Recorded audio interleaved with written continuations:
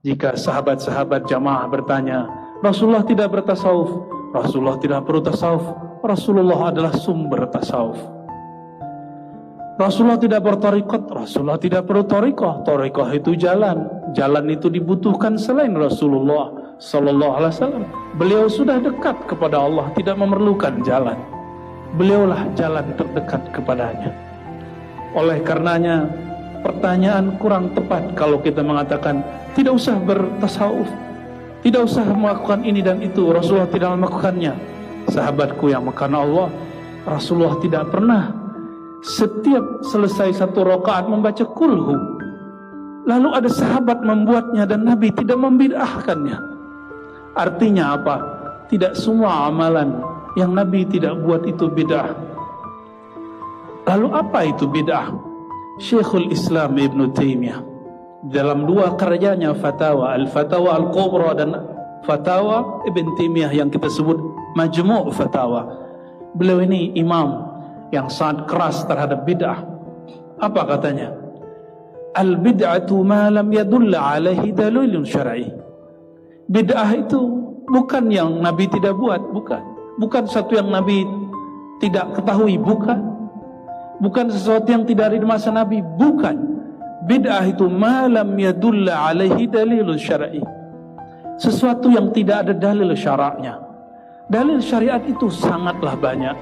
Ada Al-Quran, ada Sunnah.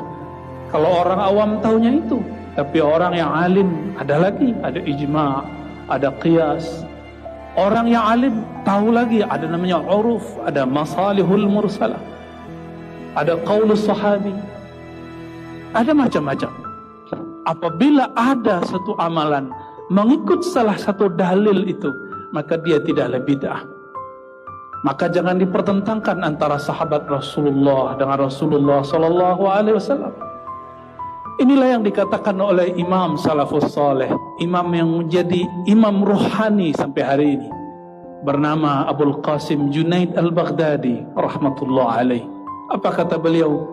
Ilmuna, ilmu kami atau ilmu tasawuf, musyayyadun musyabbakun muqayyadun bil kitabi was sunnah. Ilmu kami, ilmu tasawuf, selalu berkait erat dengan Alkitab dan Sunnah. Maka tidak ada tasawuf tanpa Quran dan Sunnah, seperti tidak ada fiqh tanpa Quran dan Sunnah. Tidak ada Sahih Bukhari tanpa Nabi SAW. Tidak ada ilmu akidah hari ini tanpa Al-Quran dan Sunnah. Posisinya sama. Cuma saya menyarankan, jika kita repot dengan nama, carilah nama yang lain. Oleh karena itu Abul Hasan An-Nanawi mengganti nama tasawuf menjadi fiqh batin. Jika kita belajar fikih yang zahir, diganti dengan fikih batin. Ada yang menggantinya dengan tazkiyatun nufus, terserah. Yang penting ajaran kerohanian Nabi jangan ditolak. Masalah istilah boleh kita permasalahkan.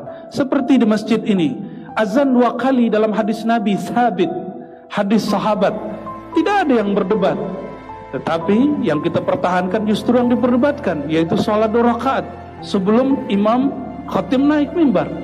Kenapa itu terjadi? Itu ijtihad mungkin pengurus masjid sini. Sedangkan azannya tidak ada khilaf. Yang khilafnya cuma dalam sholat rakaatain bainal azanain, antara 2 azan. Itu hanya pilihan kita. Maka la tushaddidu halakal mutanatti'un, begitu dalam hadis sahih.